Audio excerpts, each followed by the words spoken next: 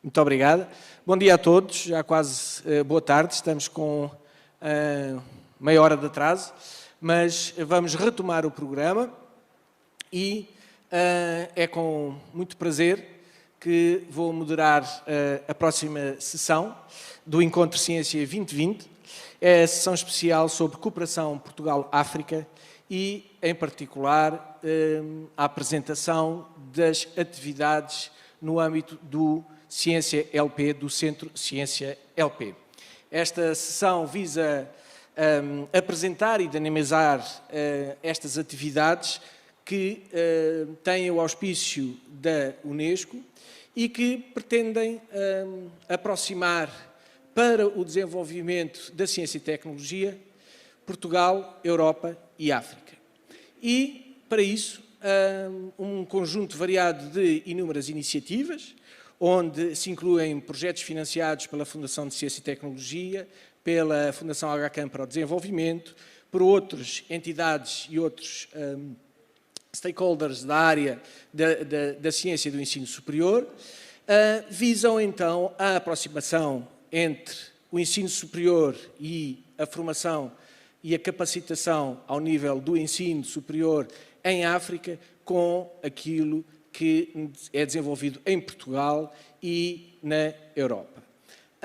O primeiro orador da nossa sessão será a doutora Susana Catita, que é a coordenadora executiva do programa de ciência do Centro Ciência LP e que nos irá apresentar aquilo que tem sido o desenvolvimento deste primeiro ano de atividade do Centro Ciência LP sobre os auspícios da Unesco. Susana, o palco é seu. Muito obrigado.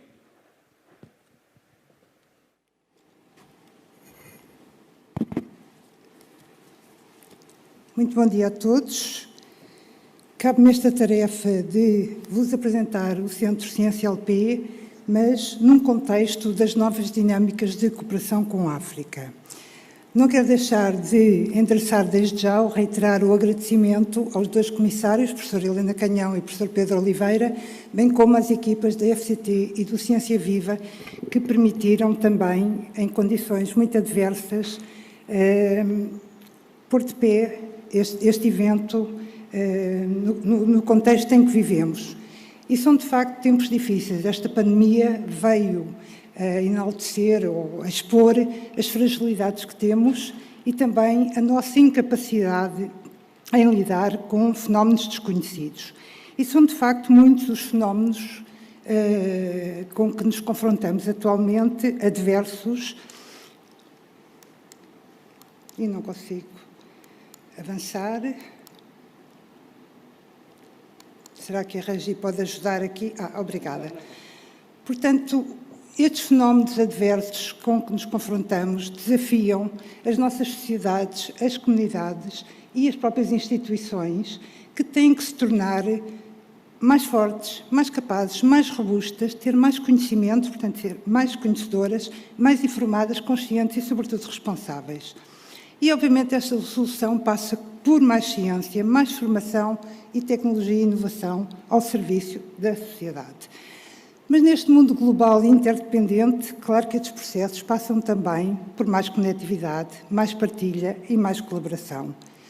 Mas o mundo global também é um mundo desigual. E se olharmos para estes dois mapas que representam o crescimento da investigação científica e o contributo da ciência no mundo, vemos que há, de facto, um fosso enorme entre os dois hemisférios, o que nos convoca também a agir de forma a alterar este paradigma. E como é que podemos agir? Obviamente, dando uma nova dimensão, alcance e impacto ao conhecimento científico.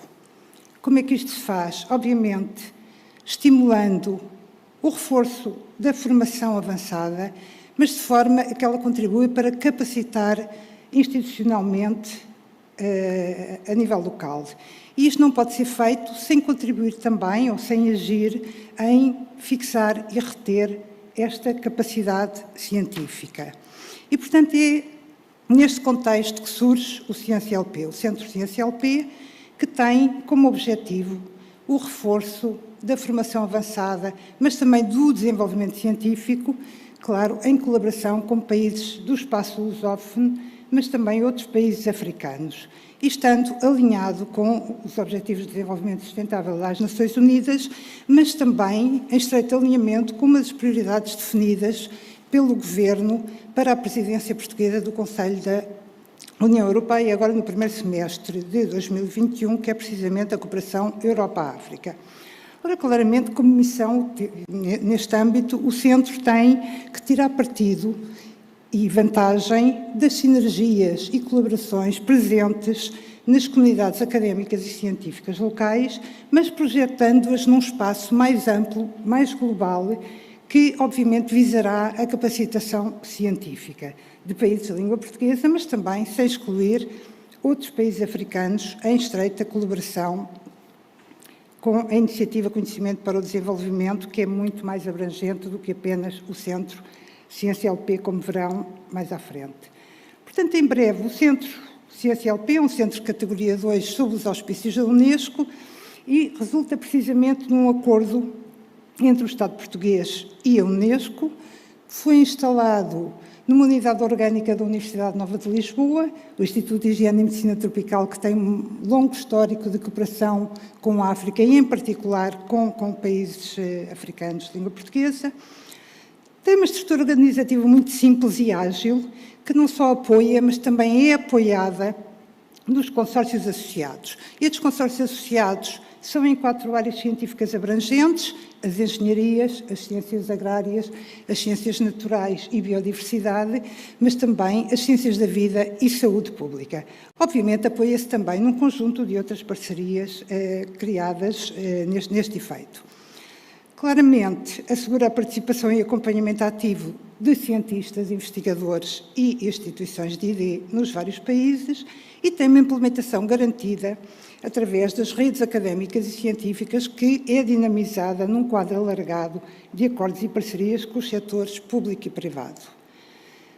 Ora, o que é que se pretende com o Ciência LP? Não se pretende que seja uma mera entidade de apoio ao financiamento da cooperação científica, mas sim que seja, de facto, uma entidade parceira e colaborativa que reúna as universidades, os politécnicos, os centros de investigação destes países de língua portuguesa, estimulando a formação avançada e a investigação científica como mecanismos e reforço da capacitação das instituições.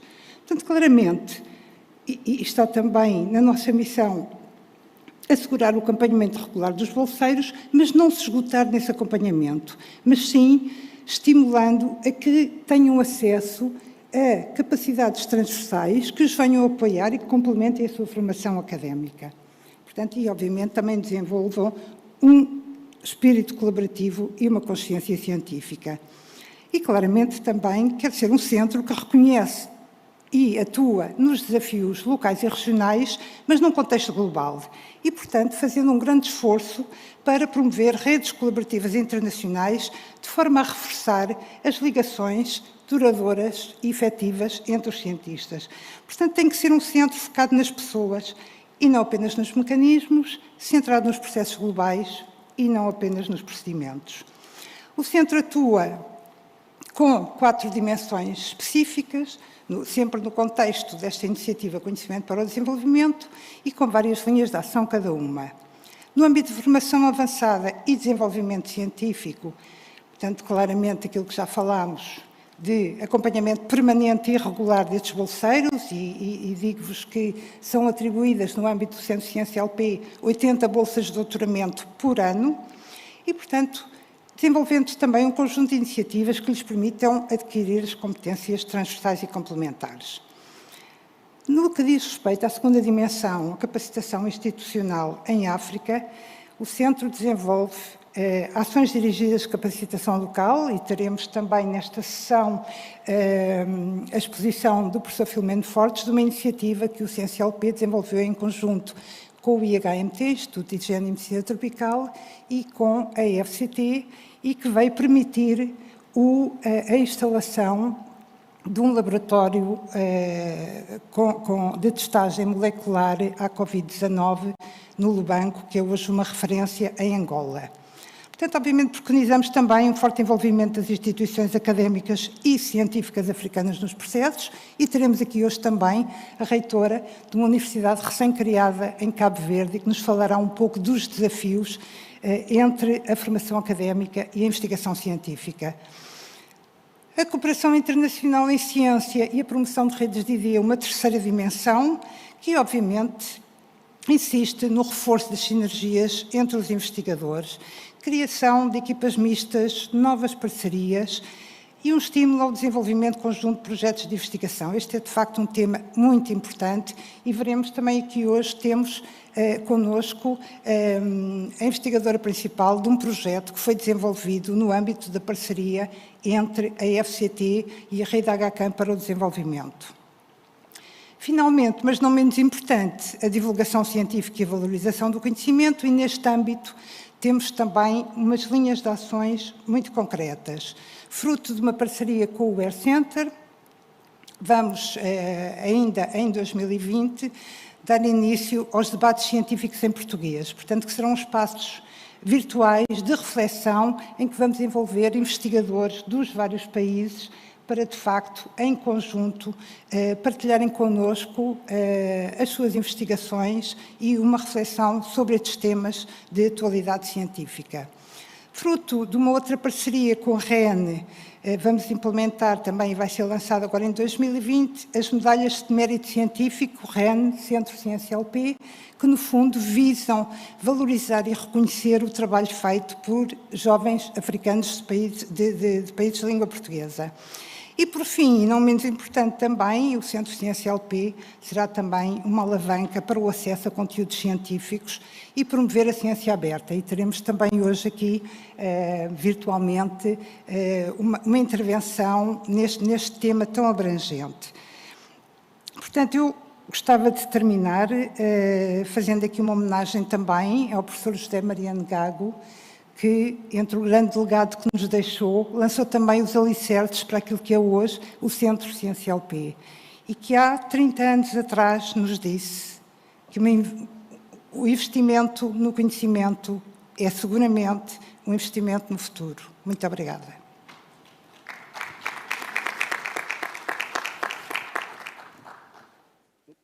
Com licença. Muito obrigada, Susana.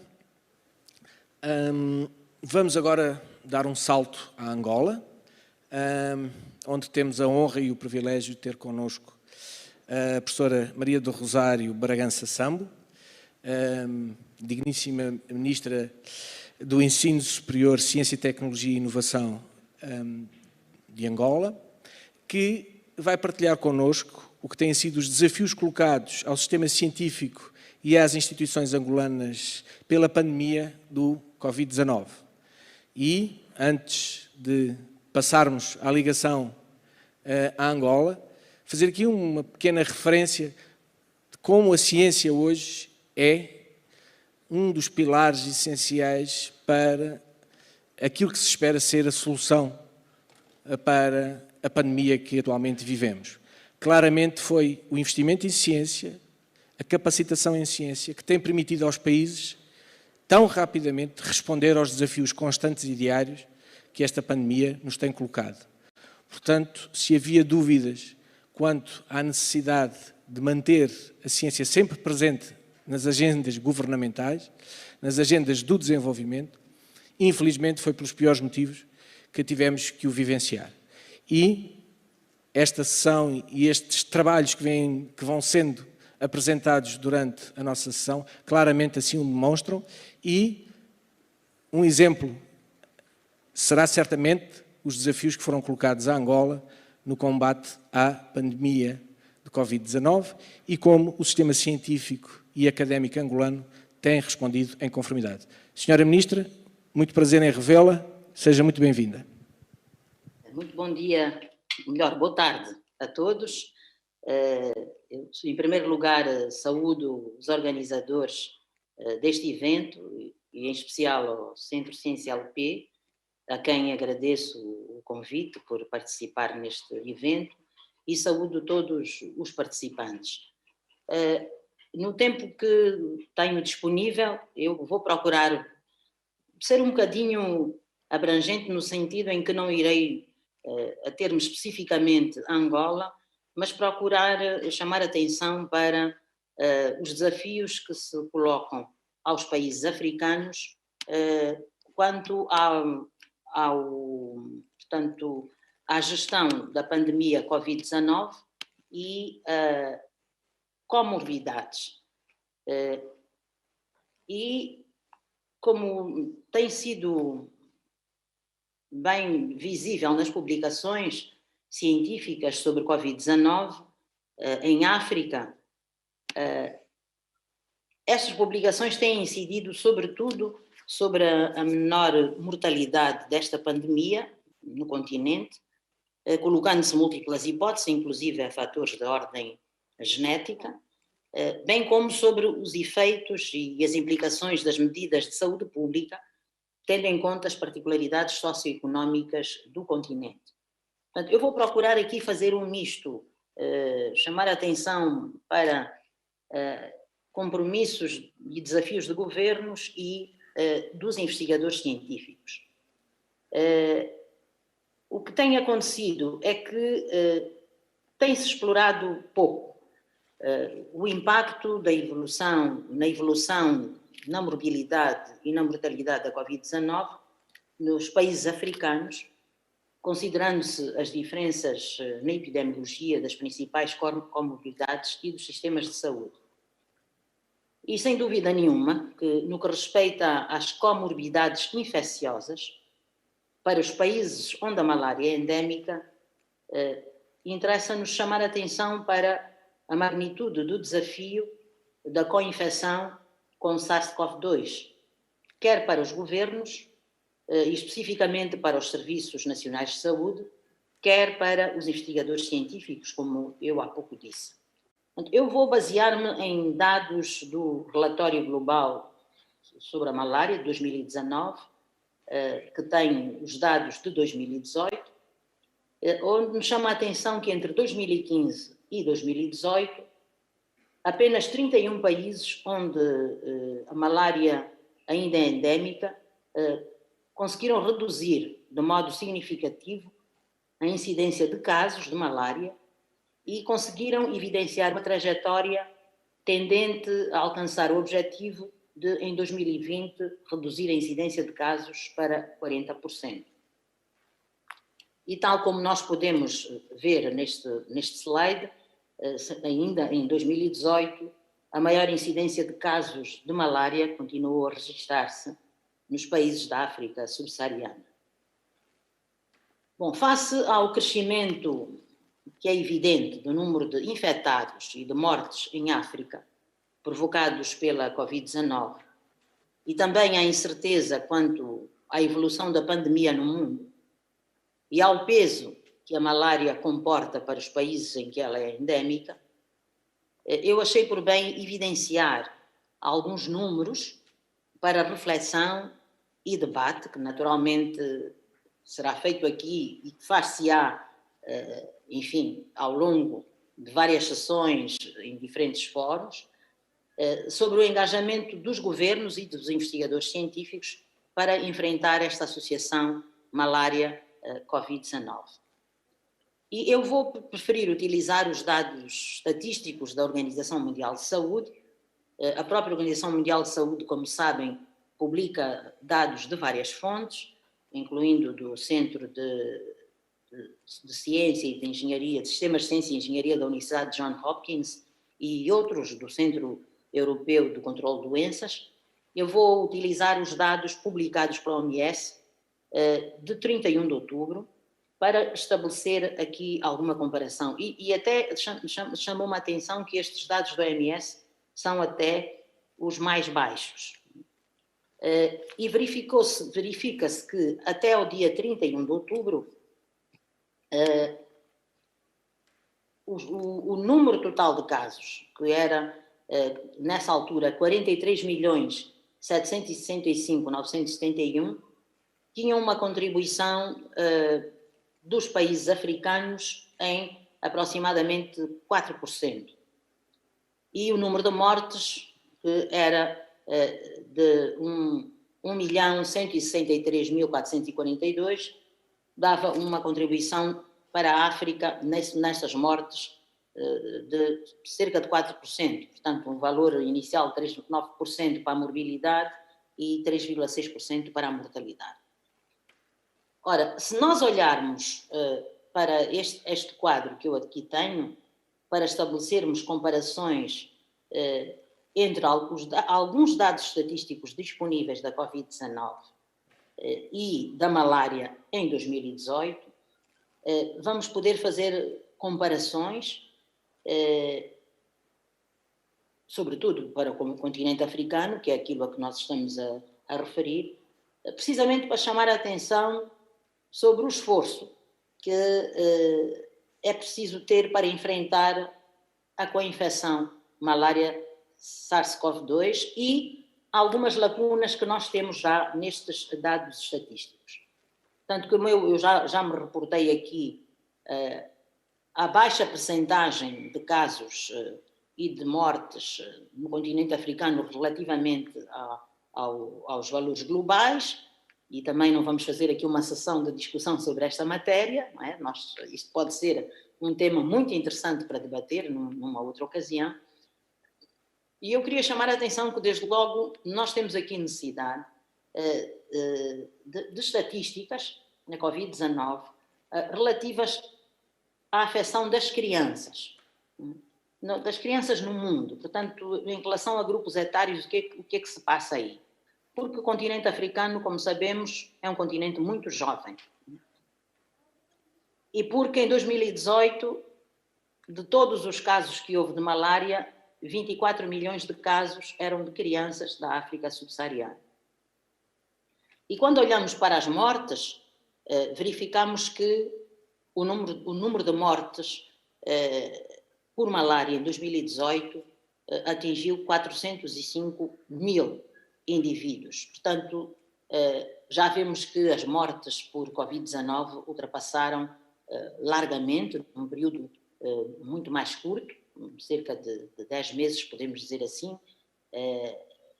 mas nós verificamos que as mortes por malária em 2018 foram, na sua grande maioria, no continente africano, 94% das mortes.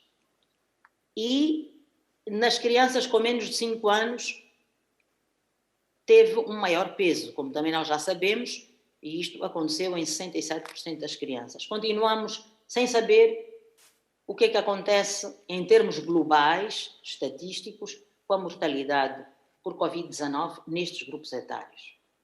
Também não sabemos como é que está a situação das grávidas. Portanto, começamos a ver que agora já há uma preocupação maior no estudo da gravidez e Covid-19, mas, pelo menos na pesquisa que eu fiz, ainda não conseguimos encontrar dados que nos dão elementos muito fortes. Mas já sabemos que em 2018 estiveram expostas à malária em todo o mundo 11 milhões de grávidas. Também sabemos que destas grávidas nasceram 872 mil recém-nascidos com baixo peso. E constituiu este valor 16% de todas as causas de baixo peso à nascença. O que é que se passa com a Covid-19 também é um campo de investigação importante. E para terminar esta parte, o que é que se passa em termos de investimento?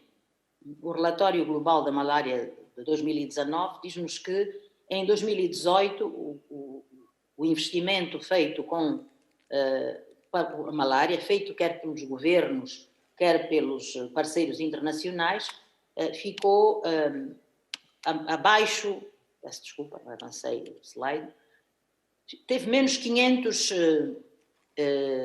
mil dólares do que em 2017. Portanto, em 2018 houve um investimento de 2,7 mil milhões de dólares nos esforços que se têm feito para controlar a malária e para eliminá-la.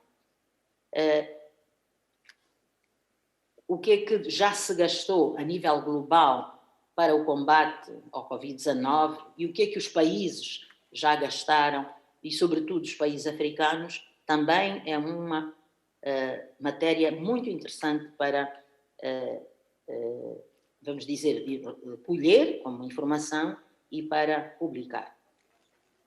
Eu fui a um slide do relatório global sobre malária, que é este que está aqui, com o qual vou terminar esta minha intervenção, para chamar a atenção que este slide, que está como, vamos dizer assim, um resumo daquilo que deve ser a intervenção global para a malária, eu achei que adapta-se perfeitamente à Covid-19, porque mostra-nos os pilares em que deve estar inserido, portanto, os alicerces em primeiro lugar, portanto, tem que ser uma resposta multissectorial, e eu falo da experiência de Angola, em que, na verdade, a resposta à Covid-19 é uma resposta multissectorial, aliás, é o nome da própria Comissão, assim como tem que ser o da malária.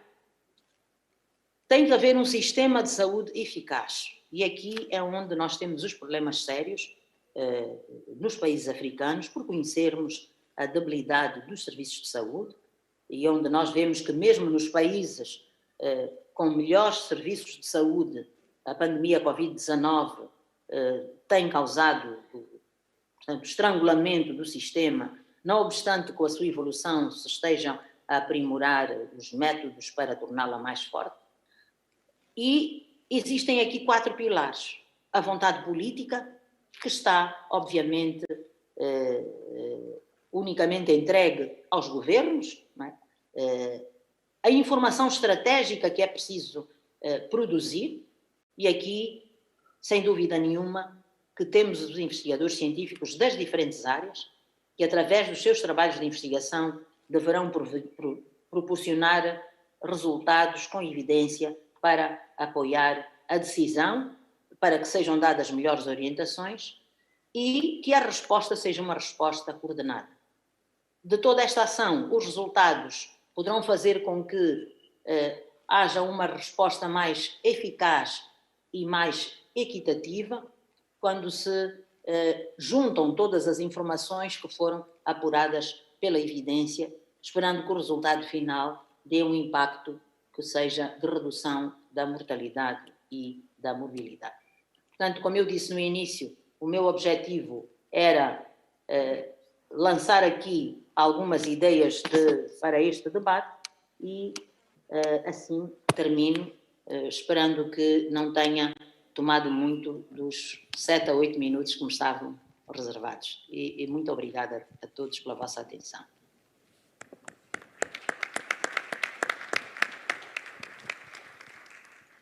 Muito obrigado, professora Rosário Sambo. Convido-a a ficar até ao final da sessão, pois as questões, quer do público, quer dos oradores e, se possível, também dos espectadores online via o chat da plataforma, serão debatidas no final da sessão.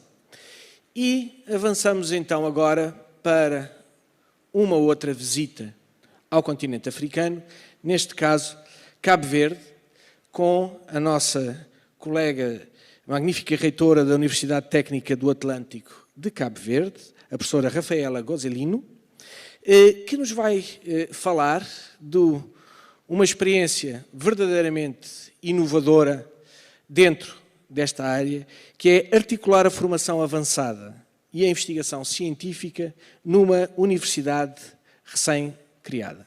Professora Rafaela, seja muito bem-vinda, o palco é seu e muito obrigada por estar aqui connosco hoje.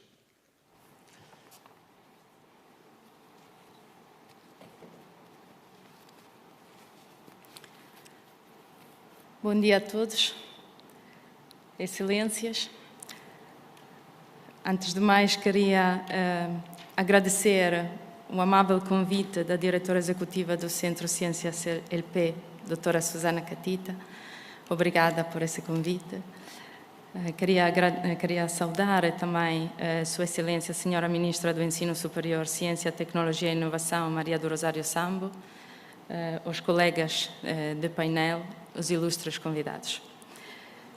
Quero agradecer mesmo a oportunidade de participar nesse evento, que é uma referência em Portugal, e, sobretudo, a oportunidade de participar nessa sessão que me permite de apresentar-vos uma universidade pública, recém-criada em Cabo Verde, chamada Universidade Técnica do Atlântico.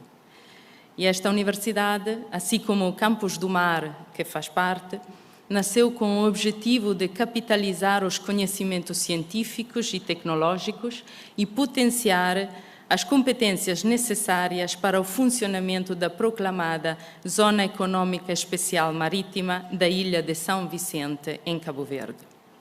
Entretanto, todos sabemos que uma universidade não avança sozinha e, para se desenvolver e obter aquela visibilidade necessária até para a obtenção de financiamento, precisa de integrar experiências de ensino, de aprendizagem, de treinamento, através de colaborações com outra instituição, por vezes, muitas vezes estrangeiras, que permitem completar os nossos conhecimentos e cumprir os objetivos alinhados aos interesses estratégicos do país. E isso é exatamente o motivo que me leva a participar nesse encontro de uma forma presencial, ou seja, para estabelecer parcerias estratégicas e colaborações que possam permitir potenciar as nossas capacidades e exportar as nossas competências e a marca Cabo Verde pelo mundo fora. A formação competitiva e especializada dos nossos estudantes será o que definirá e que nos ajudará a combater as fragilidades da nossa economia. Assim que a Universidade Técnica do Atlântico trabalhará para atualizar os programas curriculares, daqui os numerosos desafios de uma universidade recém-criada, para implementar novos cursos, procurar estágios laboratoriais, favorecer uma maior empregabilidade dos nossos estudantes em território nacional e internacional. Iremos estabelecer alianças públicos-privadas que serão fundamentais para cumprir tais objetivos e para perceber que perfis precisamos formar, porque esses mudam continuamente, em base às exigências competitivas da internacionalização e aos recursos estratégicos de cada país. De facto, se há algo que essa pandemia nos mostrou, é que o ensino tem que ser ligado também às exigências e à compreensão das dificuldades da nossa comunidade, assim como do mundo do trabalho, do desenvolvimento econômico, da capacidade de inclusão do indivíduo numa sociedade, seja nacional e estrangeira. Não há futuro sem educação, não há futuro sem ciência, não há desenvolvimento sem investigação e a cooperação entre várias instituições é um pilar da nossa progressão. Assim que estabelecer alianças com estados mais avançados, detentores de conhecimento, como também é Portugal, nos permitirá alcançar aquele nível de conhecimento científico que qualquer sociedade e qualquer economia precisa, e Cabo Verde não é uma exceção. O conhecimento científico se alcança com a excelência no ensino e a implementação de projetos que permitem descobrir o que ainda é desconhecido e permitem continuar a longa caminhada de aprendizagem. Porque nunca acabamos de aprender, nunca acabamos de evoluir e nunca acabamos de transmitir. E essa é a mensagem que temos que continuamente passar aos nossos estudantes, porque a aprendizagem é chave pela progressão profissional e social do indivíduo. A competitividade dos mercados, de fato, se enriquece com o nível de inovação científica, com o nosso nível de criatividade tecnológica, com o nosso nível de excelência, com a promoção e divulgação da nossa investigação, com a descoberta e a rentabilização dos talentos dos nossos estudantes e dos nossos professores. Assim que a Universidade Técnica do Atlântico pretende valorizar o capital humano, assim como os recursos do país, porque ambos constituem a grande riqueza. Falando de recurso, o mar é a maior parte do nosso território nacional, e a capitalização dessa centralidade atlântica de Cabo Verde, que se materializou com a criação dessa universidade, permitirá potenciar o desenvolvimento científico e tecnológico à volta da economia marítima e introduzir novos paradigmas no sistema educativo, onde a interação entre o ensino superior e a investigação aplicada será fortemente realçada.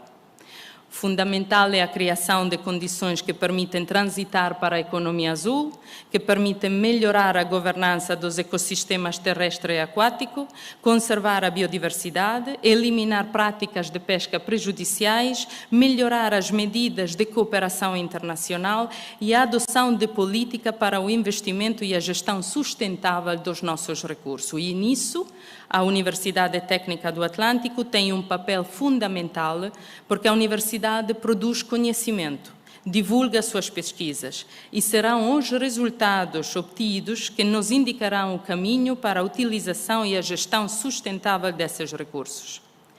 Queremos posicionar-nos na linha da frente, em Fill the Gap of Knowledge, promovendo colaborações internacionais e nacionais, públicas e privadas, que nos ajudarão a ser aquela plataforma de exportação de competências e de serviços especializados pelo mundo fora, que vê na transdisciplinaridade a estratégia a seguir para a capitalização e a valorização dos nossos recursos. Temos que criar novos perfis profissionais, mais abrangentes, transversais, competitivos, abertos ao desenvolvimento e à colaboração. Queremos criar uma rede interessada em atualizar currículos, em analisar oferta e procura de mercado, em garantir acompanhamento, em proporcionar reconhecimentos e disponibilizar um vasto leque de competência para o emprego. Nenhuma sociedade pode ter um déficit de qualificação. Assim que, para desenvolver um sistema educativo capaz de transmitir conhecimento de qualidade sobre a economia marítima e todas as suas vertentes, que inclui transporte, a navegação, a biodiversidade, a biotecnologia marinha, assim como sobre as energias renováveis, as engenharias, a economia e a gestão, a agricultura, a arte, o turismo e a aeronáutica, entre outras, sendo essas as áreas dos nossos polos universitários, precisamos de muita formação qualificada, de competência especializada e de saber adaptar determinados modelos de gestão e de ensino à nossa realidade local. Não há meta que se consiga alcançar sem conhecimento profundo, sem a colaboração com países parceiros com quem partilhar os nossos estudos e que nos enriquecem os nossos cursos, que capacitam o nosso capital humano e que valorizam as nossas pesquisas. A integração de competência colmata lacunas e permitirá à Universidade Técnica do Atlântico de tornar-se um centro de excelência internacional do ensino, da ciência e da tecnologia. Obviamente, todos contribuem para avanços educativo, científico e tecnológico, porque são esforços conjuntos, baseados na construção de um desempenho profissional de grande valor, medidos pela qualidade dos conhecimentos transmitidos e pelos métodos de ensinos adotados. Pretendemos assim descobrir talento, transmitindo princípios e valores que vêem na educação a base do respeito pelo próximo e pela vida humana, da solidariedade entre indivíduos, da inclusão dos mais desfavorecidos e das minorias, da colaboração pessoal e profissional, da identificação e da resolução dos problemas. Isso nos permitirá dizer que teremos contribuído para a construção do indivíduo à altura de desafios futuros. Assim que a nossa universidade, os professores têm um papel fundamental também em transmitir valores, em ajudar os estudantes a desenvolver a própria criatividade e aquelas competências que lhe permitirão melhorar o desempenho profissional e aproveitar as oportunidades emergentes da internacionalização. O conhecimento produzido é um recurso estratégico e os portadores desse recurso são as pessoas. Mas o ensino, a formação e a investigação científica são meios que temos à nossa disposição para proteger os nossos interesses e potenciá-los. Gostaria assim de terminar agradecendo mais uma vez a oportunidade de participar nesse painel e quero parabenizar os organizadores pela realização desse evento em tempos assim difíceis. Muito obrigada pela vossa atenção.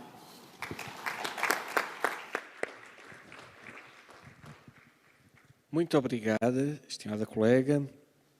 Vamos continuar a nossa viagem, passando da centralidade atlântica de Cabo Verde, agora para, novamente, o continente africano, em particular a Guiné-Bissau, onde se está a desenvolver um projeto de investigação apoiado pela rede HCAN para o desenvolvimento e pela Fundação de Ciência e Tecnologia, na área da tuberculose e das infecções associadas, e que é liderado pela professora Margarida Saraiva, da Universidade do Porto, e que está online connosco. Muito obrigada pela sua presença e disponibilidade para se juntar a nós.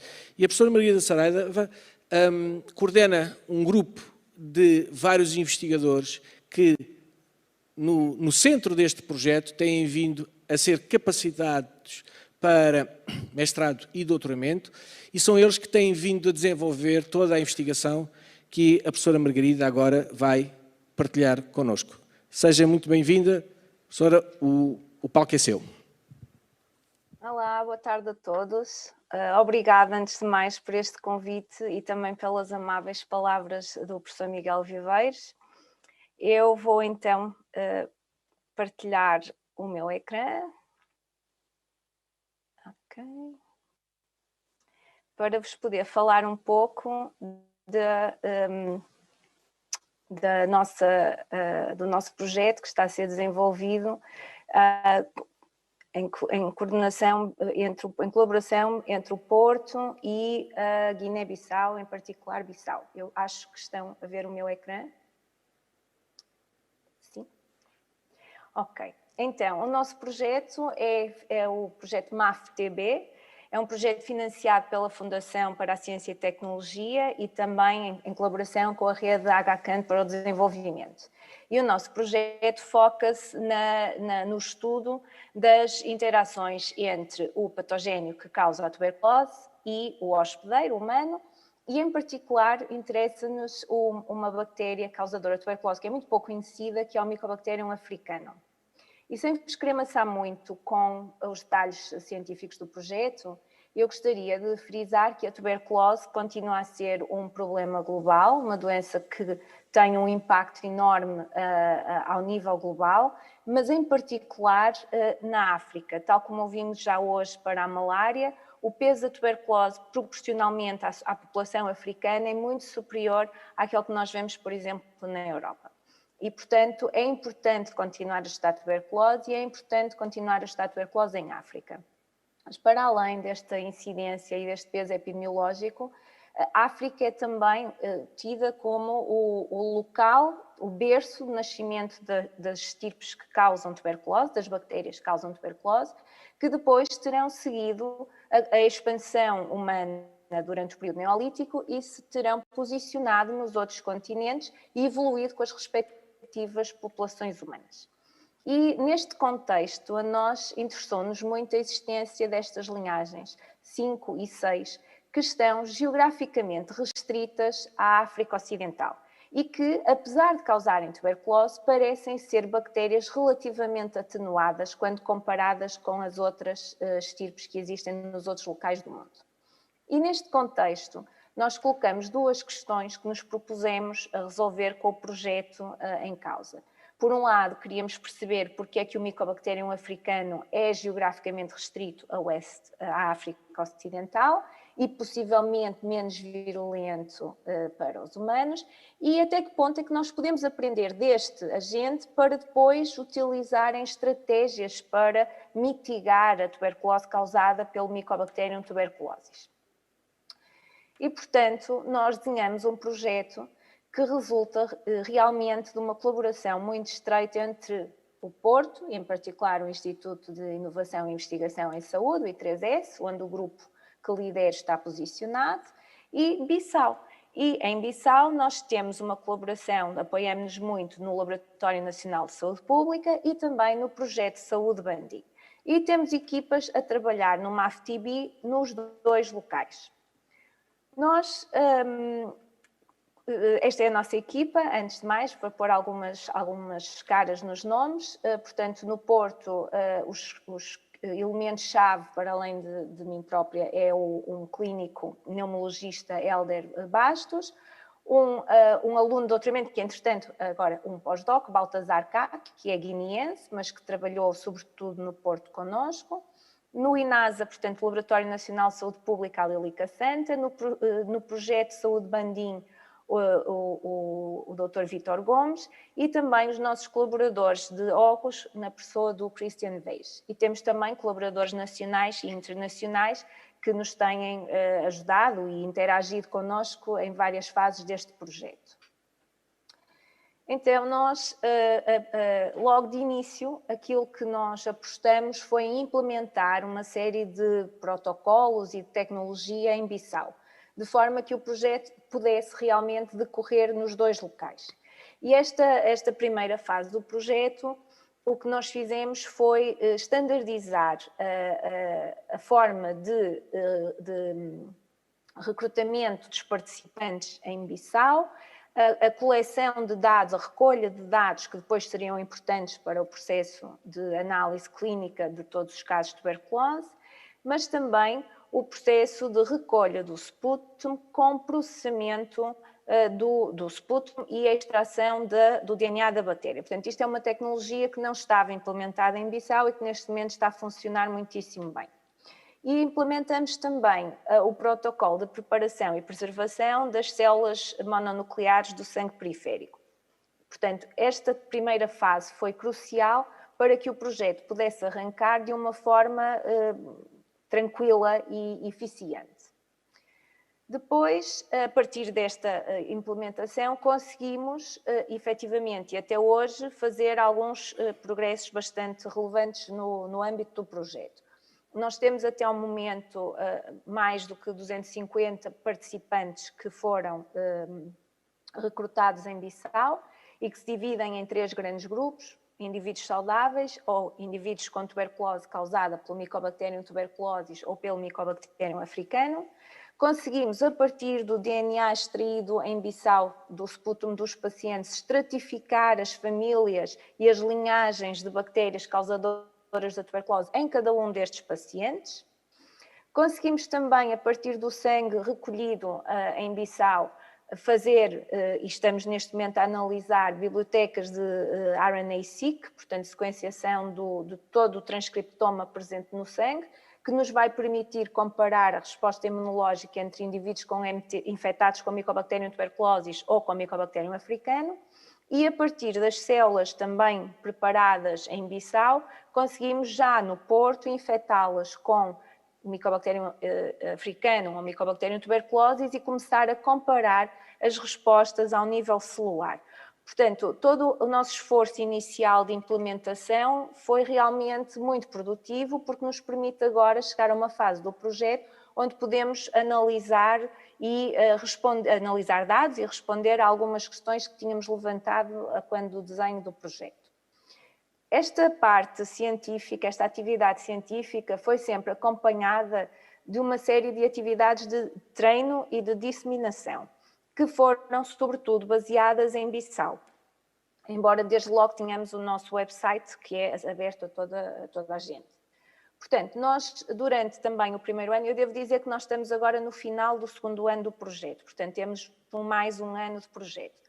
No primeiro ano do projeto, nós elaboramos duas grandes atividades em Bissau. Primeiro, lançamos o projeto, fizemos uma workshop de lançamento do projeto, celebração do projeto, aberta para toda a comunidade científica e médica de Bissau, e que foi, sobretudo, dedicada a aspectos clínicos da tuberculose. Portanto, o pessoal docente que participou, para além de pessoal dos hospitais e centros de saúde locais de Bissau, foram também médicos e clínicos, nomeadamente o Hélder Bastos, que eu falei no início, e o Christian Weiss, da Dinamarca. E depois investimos também na realização de workshops dedicadas à equipa do MAFTB em Bissau. Isto é, não abertas para toda a gente. E estas workshops focaram sobretudo em 2 temas. Por um lado, a recolha, processamento e o registro de amostras biológicas, que foram depois usadas no projeto, e, por outro lado, uma workshop dedicada a noções de biossegurança, porque todas as amostras que nós estamos a manipular vêm efetivamente de doentes com tuberculose e, portanto, há uma série de processos que terão que ser acautelados e que foram implementados também com o MAF-TB. Portanto, creio que estas workshops que nos ajudaram à equipa do MAF-TB vão também dar frutos em projetos futuros, porque agora existe uma equipa muito treinada neste processo especificamente dedicado à tuberculose. E fizemos também, durante o primeiro ano, portanto em 2019, uma atividade direcionada à comunidade. Portanto, a tuberculose é um problema, efetivamente, em Bissau, e o que a equipa do MAF-TB fez foi celebrar o Dia da Tuberculose, o Dia Internacional da Tuberculose, com uma série de atividades junto das famílias que têm famílias com pacientes de tuberculose, com o grande objetivo de, por um lado, sensibilizar para a importância da terapia e da adesão ao regime terapêutico, de sensibilizar também para os cuidados a ter do ponto de vista de prevenção, mas também reduzir o estigma para os doentes de tuberculose. E foi uma atividade que eu creio que, em termos de comunidade, foi muitíssimo bem aceite e foi um sucesso, na verdade. Este ano, em 2020, tínhamos um tipo de atividades diferentes planeadas. O nosso plano era abordar escolas secundárias em Bissau e motivar alunos para a área científica, só que infelizmente devido à pandemia de Covid-19 não foi possível avançar com essas atividades. E portanto o que nós conseguimos fazer, o que nos foi possível foi criar dentro do nosso website de MAF-TB uma área para Covid e portanto disseminar alguma informação presente na Organização Mundial de Saúde para que quem tiver interesse ou através do nosso site consiga atingir mais população, mais interessados, que possam verificar o site. Para terminar, e um bocadinho no mote daquilo que foi o convite da doutora Susana Catita, sobre sucessos e desafios deste projeto em Bissau, nós refletimos um pouco sobre o tema e nós achamos que nós estamos a ter sucesso na implementação do nosso projeto e que esse sucesso é devido à existência de uma equipa dedicada de investigadores e clínicos, quer no Porto, quer em Bissau. Temos uma equipa em Bissau que tem já tinha treino de trabalho de campo e que com o nosso esforço de implementação de protocolos e de atividades realmente é capaz de funcionar independentemente e como um todo e de uma forma muito eficiente. Nós temos um ponto muito importante que é contar com um apoio incondicional das instituições locais, quer o Laboratório Nacional de Saúde Pública, quer o Projeto de Saúde Bandim, quer mesmo os hospitais e centros de saúde associados, têm sido incansáveis e têm aderido ao projeto de uma forma fenomenal. Isso, obviamente, é um ponto importantíssimo para o sucesso do projeto. Daí resulta também a existência de um excelente canal de comunicação entre o Porto e Bissau. Portanto, não temos tido problemas nenhuns mesmo agora que ninguém do Porto consegue ir a Bissau ou ninguém de Bissau consegue vir ao Porto devido às limitações e às restrições de viagem, mas conseguimos sempre, se for preciso, telefonar, e-mail, WhatsApp, conseguimos articular muito bem entre os dois locais e ter o projeto ainda assim a funcionar dentro das limitações possíveis. Eu creio que para a equipa de Bissau, esta motivação e esta participação advém também do facto de a tuberculose ser um problema real na comunidade e, portanto, ser algo que diz respeito às pessoas locais, que, por seu lado, se envolvem depois naturalmente no projeto. Claro que nós temos também desafios que gostávamos de ultrapassar e gostávamos de melhorar. Temos alguma dificuldade, pronto, é desafiante tentar recrutar para o projeto membros locais de Bissau, mas para avanço de formação ao nível do mestrado ou do doutoramento. Isto porque a maioria dos membros elegíveis desempenham funções muitíssimo importantes nas instituições locais e, portanto, é muito difícil isolar essas pessoas da sua função normal, regular, para, por exemplo, se dedicarem durante 3 anos ou 4 anos a um doutoramento. Por isso, eu acho que aqui também o desafio vai passar por conseguir recrutar, se calhar, elementos que estão fora de Bissau para retornarem a Bissau, capacitar essas pessoas e criar condições de retenção dessas pessoas, para que a massa crítica depois se possa realmente localizar em Bissau e estabelecer de uma forma mais pronunciada. Depois, outra dificuldade que temos tido, ou desafio, advém de a gestão do projeto, pedida nomeadamente pelas entidades financiadoras, ser idêntica nos 2 locais. Portanto, no Porto e em Bissau, precisamos de as mesmas regras e os mesmos princípios se aplicam.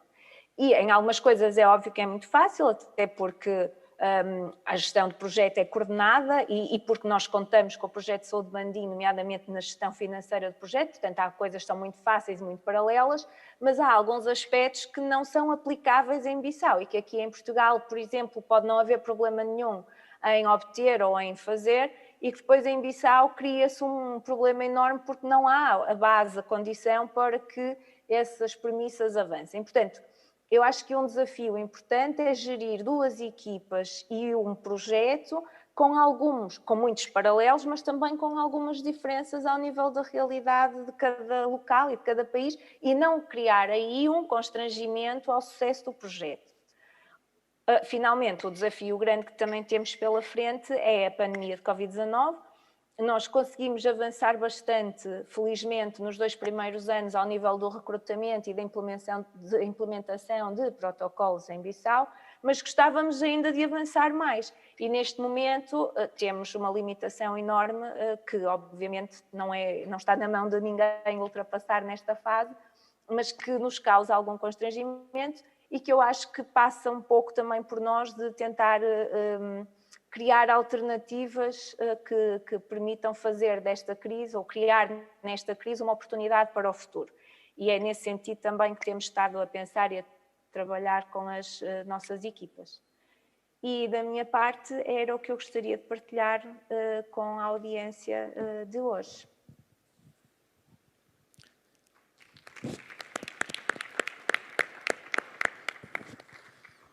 Muito obrigado, professora Margarida Saraiva.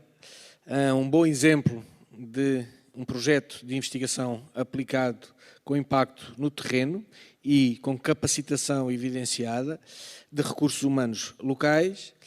E continuamos mais um ponto da nossa viagem, mas voltando agora a Portugal, para a apresentação da professora Helena Freitas, que é professora da Universidade de Coimbra, vice-reitora, e que, em particular, coordena a Cátedra Unesco dedicada à biodiversidade e à conservação para o desenvolvimento sustentável, que apoia uma rede de investigadores e de instituições do ensino superior e de investigação e desenvolvimento em Portugal, em Angola, em Moçambique e outros países de língua portuguesa, e que tem, muito antes do Centro Ciência LP se concretizar fisicamente, como no último ano, contribuído para aquilo que são os desígnios da cooperação no ensino superior com a África, entre Portugal, Europa e África.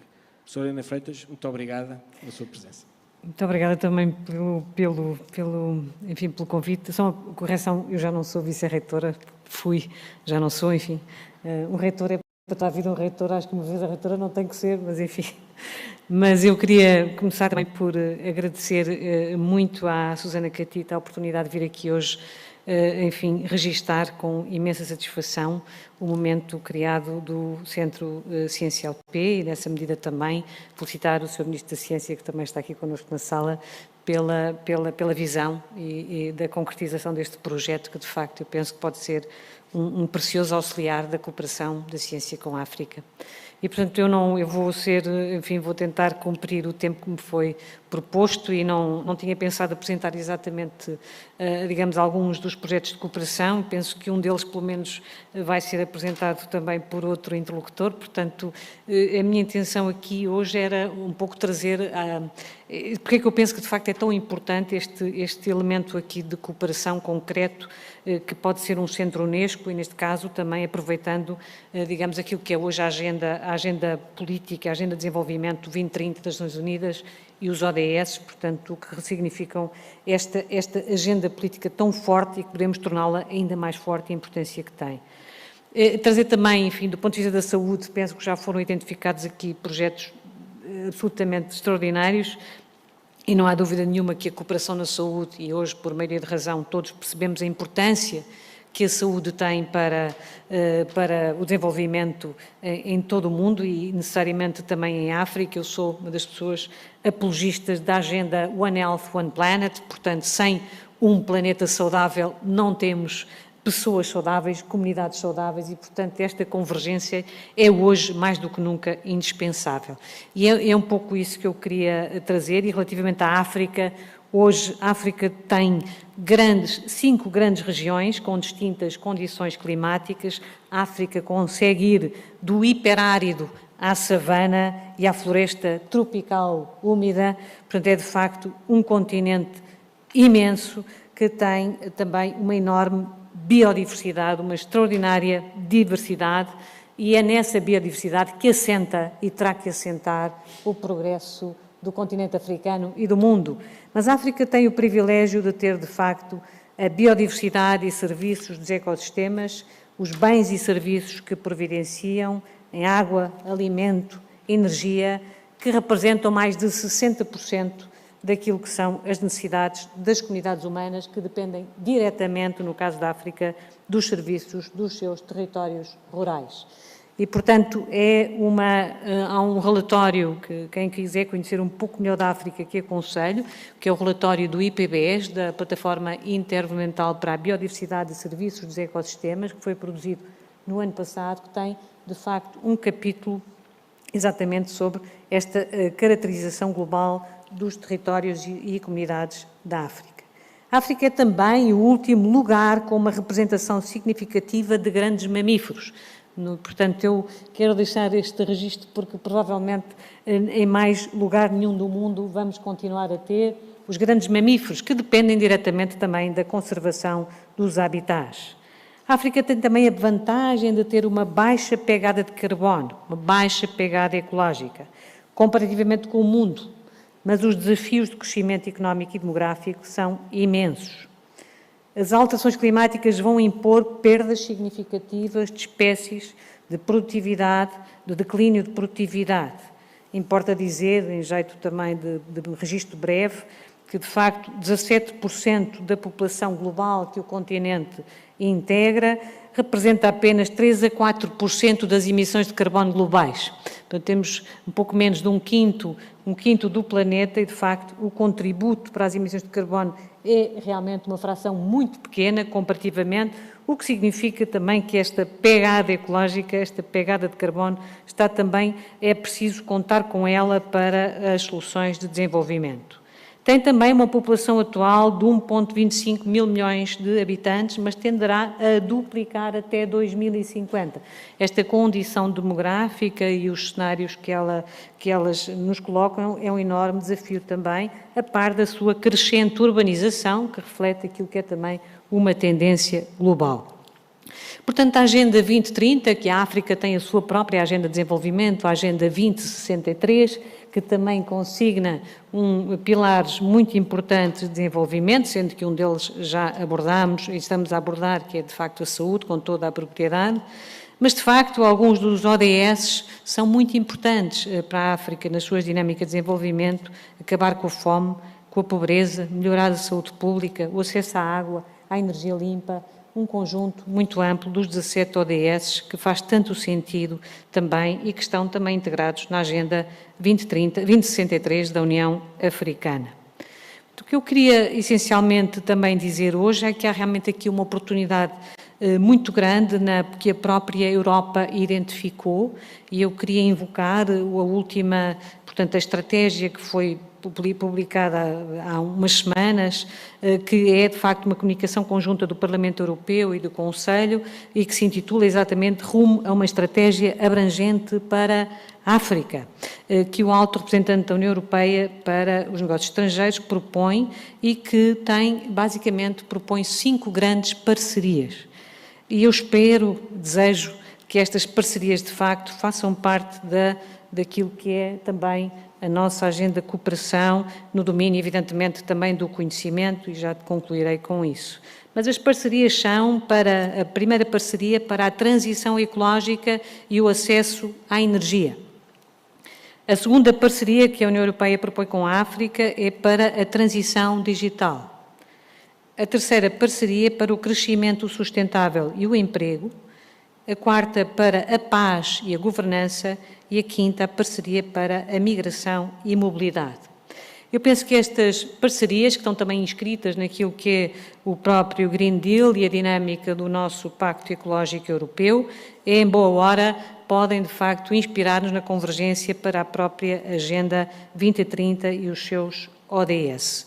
É neste sentido, e a minha mensagem era um pouco essa, não tanto apresentar alguns dos projetos que venho acarinhando em África, que continuarei a acarinhar, pela importância que tentei destacar. De facto, a África é também o grande continente da biodiversidade, é aquele que mais nos inspira na relação harmoniosa entre a conservação dos ecossistemas, da biodiversidade e o bem-estar das suas comunidades humanas. É um continente altamente inspirador do que deve ser o desígnio coletivo da sustentabilidade e, portanto, eu quero, sobretudo, trazer hoje esta ideia de que este Centro Ciência LP tem também na sua matriz este desejo e esta vontade de ser aqui uma plataforma de comunicação ágil e de parcerias, das parcerias que procura criar com a África e portanto, sendo este cruzamento, é também um cruzamento que eu gostaria imenso de ver crescer, apoiado de facto, como tem sido, nos princípios da cooperação,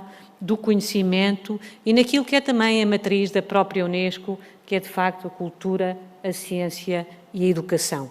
De facto, estes são também para mim os programas que podem ser mobilizadores e transformadores das nossas sociedades.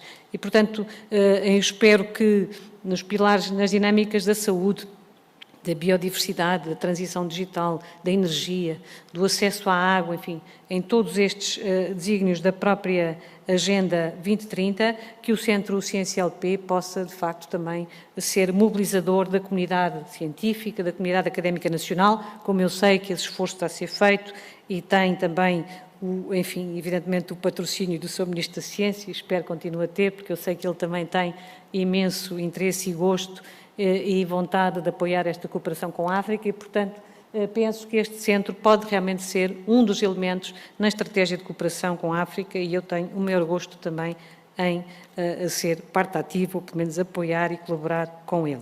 Terminava com uma palavra, com um texto, com uma declaração de Nelson Mandela. Não podia haver, digamos, personagem mais inspiradora para todos nós da nossa Agenda 2030, que é também uma agenda de paz, é uma agenda, de facto, de um outro mundo. E ele dizia, então, I dream of our vast deserts, of our forests, of all our great wilderness. We must never forget that we have the duty to protect this environment. Muito obrigada.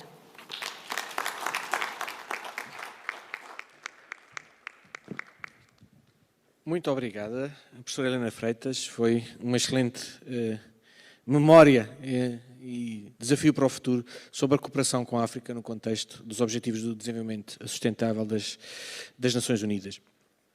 E voltamos ao online. Vamos exatamente dentro de um dos pilares que é essencial sustentar na agenda das Nações Unidas para o Desenvolvimento Sustentável, que é a transição digital e as competências digitais e o acesso à informação. Vamos agora fazer uma visita ao Brasil, à nossa colega Bianca Amaro, que é especialista em Linguística Aplicada e coordenadora-geral do Instituto Brasileiro de Informação em Ciência e Tecnologia e presidente da rede La Referência, que nos vai falar sobre a ciência em português, os princípios do acesso aberto e os repositórios científicos digitais.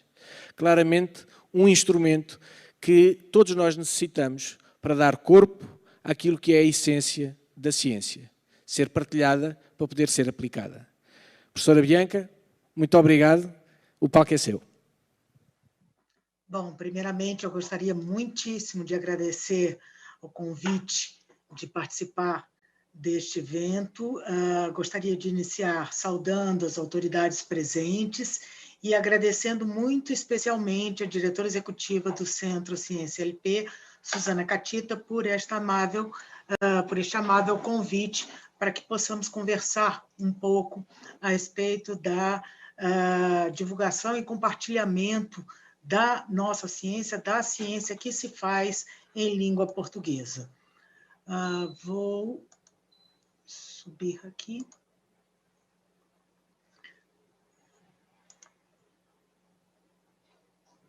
Me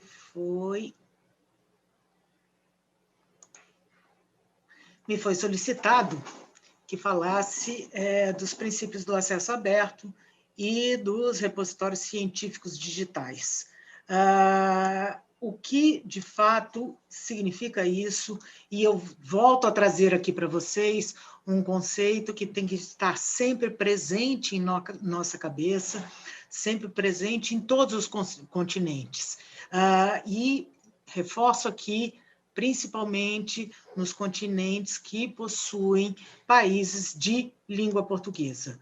Então, vamos trabalhar sobre o conceito de acesso aberto. O que seria o acesso aberto? É a disponibilização livre, gratuita e irrestrita da informação científica na internet, de modo a que qualquer usuário possa ler, fazer o download, distribuir ou referenciar o texto completo. Mas como podemos fazer ou praticar a ciência aberta? O próprio movimento de acesso aberto à informação científica elaborou 2 estratégias de atuação. A primeira seria focar as nossas publicações em revistas científicas eletrônicas de acesso aberto, que é chamada a via dourada deste movimento, porque desta forma nós não teremos impedimentos de ter acesso aos conhecimentos científicos obtidos por meio das pesquisas. A segunda estratégia é aquela estratégia relacionada com os repositórios digitais, onde os autores depositam seus trabalhos em repositórios digitais. Eu gostaria de chamar a atenção de todos aqui de um cenário competitivo que todos nós sabemos que existe na ciência, e uma máxima que é muito real, que é: quem não está visível hoje em dia no jogo da ciência simplesmente não existe. Nós podemos desenvolver pesquisas extremamente importantes, entretanto, se nossas pesquisas, os resultados das nossas pesquisas não estiverem visíveis, nós não existiremos no mundo da ciência. Nesse sentido, o mundo científico está reunindo as produções científicas nacionais. Um bom exemplo é a iniciativa OpenAIR, que reúne a produção científica europeia, e a rede La Referência, que hoje tenho a honra de ser a presidente, que reúne a produção científica latino-americana. Ou seja, a reunião destas produções científicas, ela as torna mais visíveis e, obviamente, mais acessíveis. Todos os progressos que nós conseguimos, e sabemos que com muito esforço, com muitas vezes problemas de recursos a serem aplicados na ciência, eles têm que ser potencializados.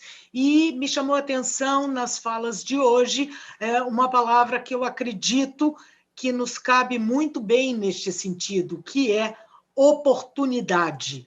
A pandemia nos trouxe, obviamente, muita tristeza, mas também nos trouxe uma oportunidade muito grande de nós mostrarmos ao mundo a nossa produção científica, mostrarmos ao mundo que nossos países, principalmente o continente africano, e nesse sentido eu falo também continente latino-americano, tem muita pesquisa científica que deve ser olhada com muito cuidado, porque é uma produção científica com muita qualidade.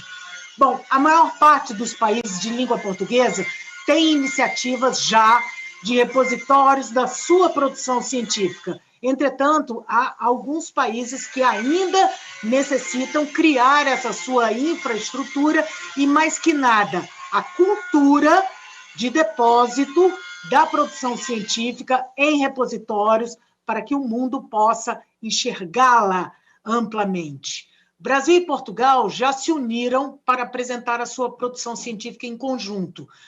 Essa produção é apresentada por intermédio do Portal de Publicações Científicas em Acesso Aberto, OASIS-BR, e o Portal de Publicações, agora não vou me lembrar exatamente o nome, mas de Publicações Científicas de Portugal, que é o Portal RECAP. Tanto Portugal quanto Brasil apresentam as produções científicas de ambos países em conjunto. É muito importante a atuação em conjunto, e por isso é tão importante que nós tenhamos um desenvolvimento mais concreto de um projeto que já foi desenhado há alguns anos, mas que ainda não conseguiu ter o impulso necessário, que é a criação do repositório da produção científica dos países que conformam a CPLP. Será essencial para a ciência dos nossos países de língua portuguesa reunirmos a nossa produção. Por quê? Para, inclusive, em relação à língua portuguesa, para que tenhamos uma maior presença da língua portuguesa como língua de ciência. E, para isso, temos que ter uma atuação conjunta. Uma atuação isolada, ela tem muito pouco eco hoje no mundo da ciência. A Europa se manifesta em bloco, a América Latina está se organizando, já começa a ter uma visão de produção científica. A África tem também as suas estruturas. Não obstante, nós temos que reforçar essa estrutura que é comum a nossos continentes, que é a língua portuguesa como língua de ciência. Então, o que eu vejo como imprescindível que façamos em relação à ciência em português? Acredito que, como estava me referindo há algum momento, que necessitamos ter uma atuação em bloco. Por mais que os países, muitas vezes, sejam mais desenvolvidos, outros sejam maiores, como é o caso de Brasil e Portugal, nós não somos representativos o suficiente se não contamos com a participação dos demais países de língua portuguesa. E, por isso, eu aproveito este evento para fazer este chamamento aos países africanos que atuem, que impulsionem a criação efetiva deste repositório da produção científica dos países de língua portuguesa. Isso será de extrema importância para todas essas pesquisas importantíssimas que são desenvolvidas em todos os países e que está sendo demonstrado agora por todas essas representações, por todas essas apresentações que nós tivemos agora. Nós temos que ter uma visão de prospecção e capacitação constante das formas de fazer ciência, das novas formas de fazer ciência e também de comunicar esta ciência. E temos que desenvolver programas conjuntos de capacitação contínua de nossos investigadores. Nós precisamos ter uma presença mais efetiva e realizar acompanhamentos de iniciativas internacionais, como, por exemplo, da Confederation of Open Access Repositories, o COAR, que é a Confederação Mundial de Repositórios. Nós temos que estar presentes, temos que ter assento e voz nessas iniciativas. Igualmente, na Research Data Alliance, que está relacionada com os dados de investigação. Nós temos que ter um segmento muito próximo dessas iniciativas, porque a ciência está hoje desenhada, baseada fortemente nessas iniciativas internacionais. Eu estava tratando até o momento dos resultados das nossas investigações científicas, mas a ciência mundial já está trabalhando, inclusive, em um conceito mais amplo. Hoje em dia, nós temos que nos preocupar em um conceito maior, que é um conceito de ciência aberta, que está além do acesso aberto. É assim que a ciência se organiza hoje em dia. Dentre os vários pilares que constituem a ciência aberta, nós temos o acesso aberto, que é um movimento que terá que ser continuamente trabalhado, e, maiormente agora, a ciência internacional está trabalhando com os dados abertos de investigação, organizando esses dados por meio de repositórios de dados. Para quê? Para que nós possamos, desta forma, mostrar como estamos fazendo a nossa ciência. O paradigma de como fazer ciência está sendo mudado e nós não podemos ficar, de alguma maneira, ficar para trás. Temos que acompanhar estas evoluções. E o que nós temos a ganhar com isso e qual a importância do acesso aberto e da ciência aberta para os países de língua portuguesa? Bom, o primeiro que vejo é que ele aumenta a visibilidade nacional e internacional das investigações dos países de língua portuguesa.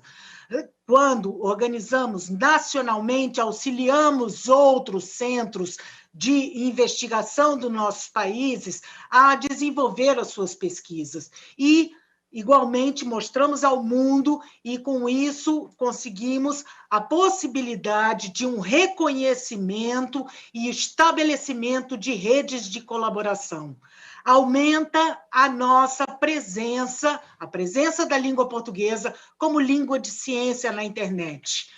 Nós todos sabemos que a língua internacional da ciência é o inglês, mas isso não significa que nós devamos abandonar o nosso idioma ao tratar a ciência. E para que nosso idioma seja considerado como língua de ciência, nós temos que estar e ter uma presença muito forte na internet.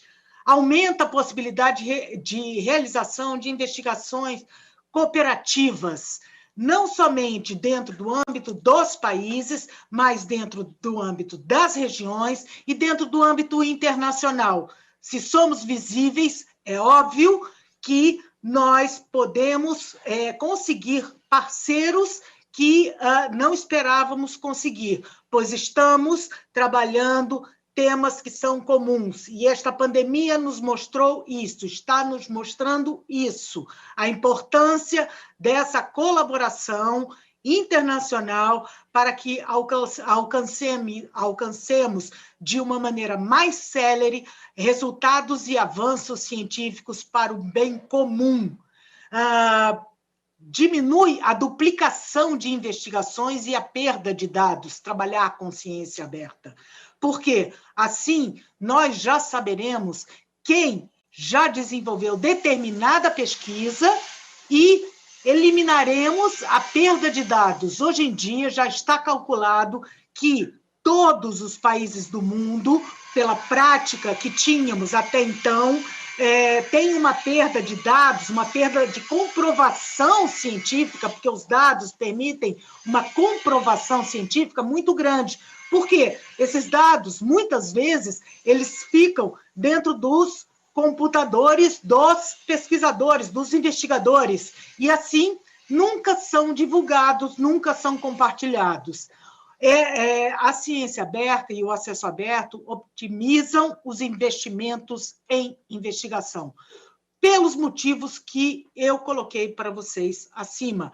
É óbvio, ou seja, se eu não realizo, se eu não duplico uma investigação, eu vou economizar recursos. Se eu posso reutilizar dados, fazendo análises sobre outros aspectos de uma coleta de dados que foi realizada para uma pesquisa, eu estou otimizando os recursos que são destinados à investigação. E mais que nada, falemos de democratização e de resposta às nossas sociedades. A ciência aberta, ela permite uma maior transparência no investimento da ciência. Nesse sentido, nós não podemos esquecer que aquilo que é desenvolvido com recurso público, o seu resultado deve ser público. As exceções são meramente exceções e elas devem ser consideradas como tal.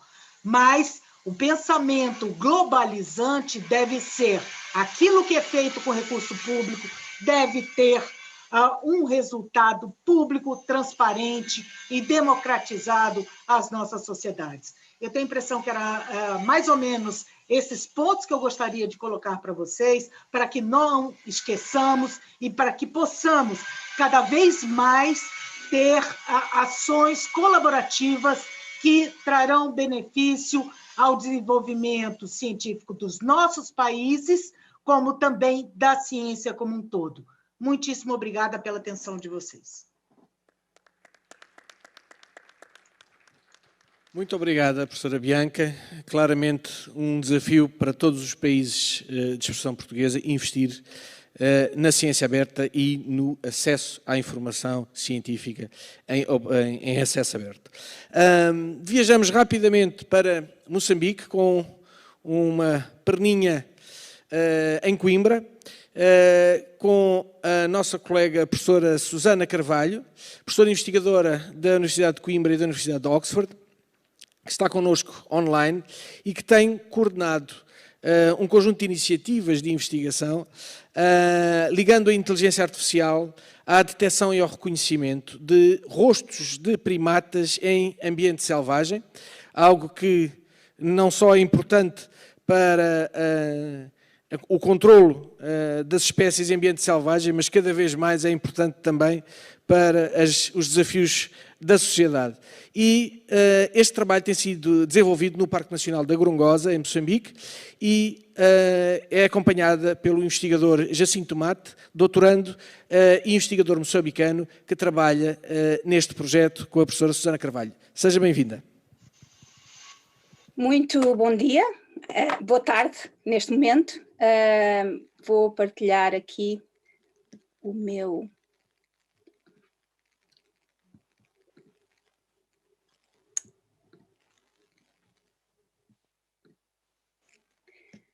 Ok, muito boa tarde a todos. Obrigada, antes de mais, pelo convite para participar nesta sessão especial de cooperação Portugal-África.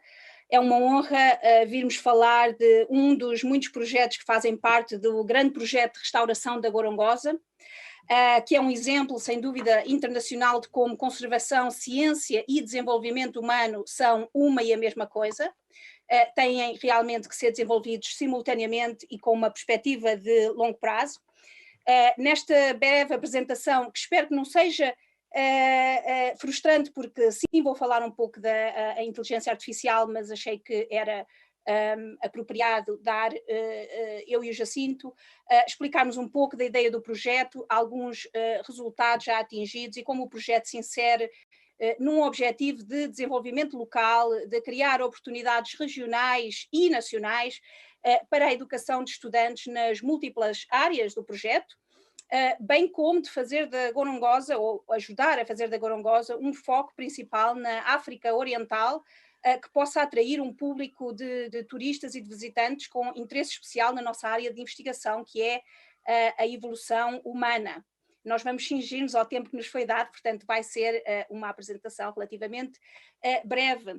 O nosso projeto iniciou-se em 2016, trata-se de uma colaboração interdisciplinar onde investigadores que trabalham com dados modernos do presente e do passado procuram responder a questões centrais sobre a nossa evolução em África, o que é que faz de nós humanos, onde é que os nossos ancestrais primeiro surgiram em África, como é que desenvolvemos algumas das nossas características fundamentais com uma tecnologia complexa, a nossa locomoção bípede, ou escaparmos com sucesso aos perigos dos grandes predadores no passado. Sabemos ainda muito pouco, curiosamente, depois de mais de 100 anos de investigação no continente africano, e em parte eu penso que isso é porque andamos sempre a procurar nos mesmos sítios. Precisamos de investigar novos lugares e queremos encontrar novas peças deste puzzle, e daí que o nosso projeto tenha sido integrado como um dos últimos ramos neste projeto de restauração da Gorongosa, com potencial, esperamos nós, nas áreas do conhecimento e também do turismo. O nosso projeto tenta implementar uma abordagem holística que inclua informação de todas as disciplinas que é preciso estudarmos para entender a evolução humana, e a Gorongosa, como talvez saibam, representa um dos últimos sítios que ainda não foram estudados dentro do grande vale do Rift africano, que atravessa a África de Este, onde estão localizados a grande maioria dos sítios fósseis-chave para a evolução humana. Portanto, eu creio que podemos dizer que o projeto Paleoprimata da Gorongosa trata-se realmente do primeiro projeto onde primatólogos, paleoantropólogos, arqueólogos, geólogos, geneticistas trabalham lado a lado no campo e neste momento em casa também e nas universidades, procurando respostas a questões centrais sobre a evolução humana.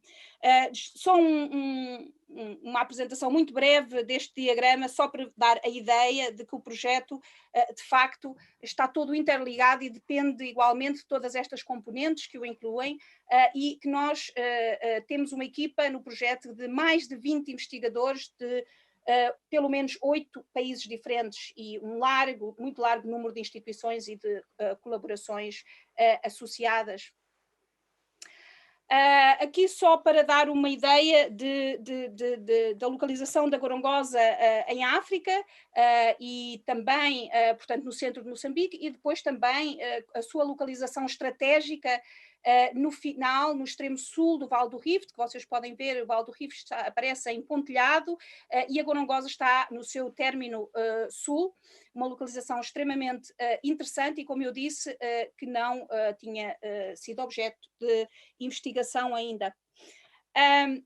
Importante, a maioria das pessoas que ouvem falar da Gorongosa ouvem falar, sobretudo, devido à sua biodiversidade excepcional, como se pode ver aqui pelos exemplos dos muitos diferentes habitats que coexistem todos dentro do Parque Nacional da Gorongosa.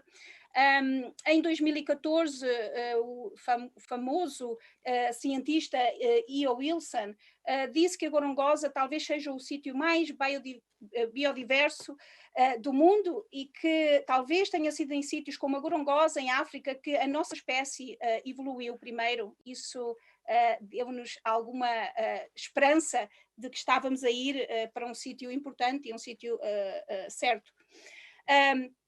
A Gorongosa, para além deste sistema de biodiversidade excepcional, também tem um excepcional sistema cársico, portanto está repleto de grutas e cavidades que a nossa equipa começou a explorar também em 2016, com a ajuda dos nossos colaboradores, uma equipa de espeleólogos de Portugal incrível, que neste momento connosco já identificou 27 novas grutas que eram desconhecidas dentro do Parque Nacional da Gorongosa.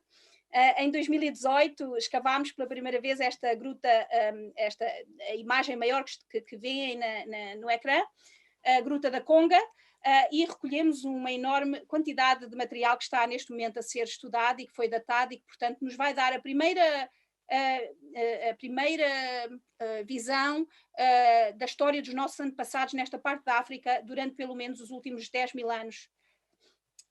Mas não é só grutas que temos na Gorongosa, e o projeto Paleoprimata também iniciou prospeções num terreno muito difícil comparado com todos os outros locais em que trabalhei antes em África, muito difícil também tentando procurar depósitos fossilíferos que possam ter fósseis com potencial para preservar, portanto, ossos ao ar livre.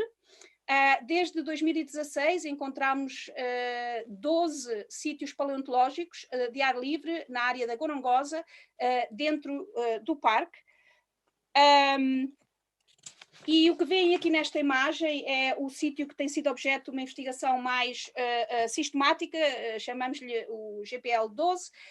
O interesse do GPL 12 é que neste local já recolhemos mais de 700 espécimes de fósseis de vertebrados, imensas espécies diferentes, e obtivemos datas preliminares de cerca de 9 milhões de anos, 8, 9 milhões de anos para estes sítios fósseis da Gorongosa, o que corresponde a um período final da época do Mioceno, que é a época onde nós sabemos e pensamos que os ancestrais mais antigos dos humanos terão primeiro surgido em África. Portanto, quer dizer que estamos no período de tempo certo para procurarmos o último ancestral comum.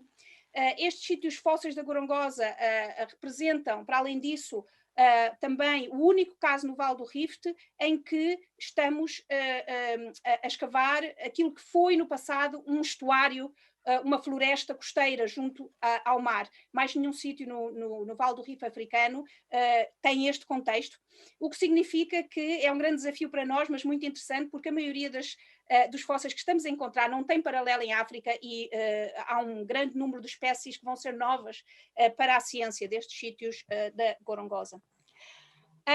Mas o nosso projeto não olha somente para os vestígios do passado, e acho que é isso que o torna mais especial, mas aproveita a grande mais-valia da ecologia moderna da Gorongosa para estudar como é que outros primatas, outros primatas para além de nós, humanos primatas, como é que se comportam e se adaptam a habitats que são muito semelhantes aos ecossistemas em que nós sabemos que os nossos primeiros antepassados viveram e tiveram que se adaptar.